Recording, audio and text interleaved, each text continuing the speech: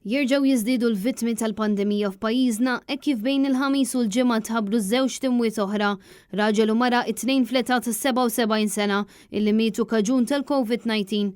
Sabiex bekk it-total ta' vittmi f'pajjiżna mill-bidu tal-pandemija issa tela għal 468.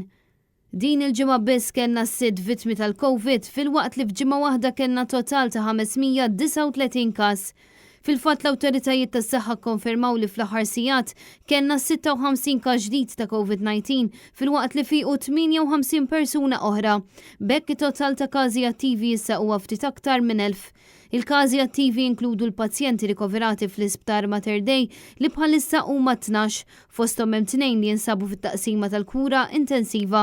Madankollu mitingħata l-ebda informazzjoni dwar il-persuni li jinsabu fl-isptar fosthom l-etajiet jew jekk dawn humiex imlaqmin jew le. Sal-ġimgħa ingħataw 107,776 doża tal-booster għal kontra l-Covid.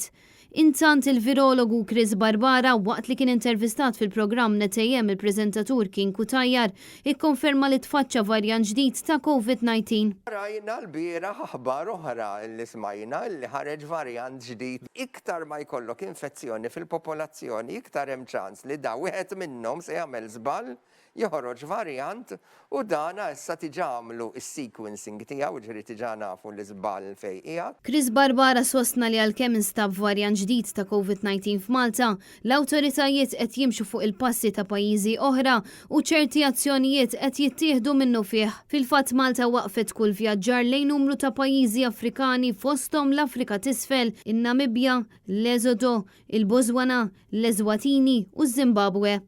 Chris Barbara qal ukoll li l-Ħamis l-Aġenzija Ewropea tal-Mediċini ħabbret li t-tilqima tal-virus tista' tibda tingħata lit-tfal tal-età bejn il-5 snin u 11 sena. Iżda id-doża se tkun ta' 10 mikrogrammi, doża inqas qawwija milli tingħata lill-adulti.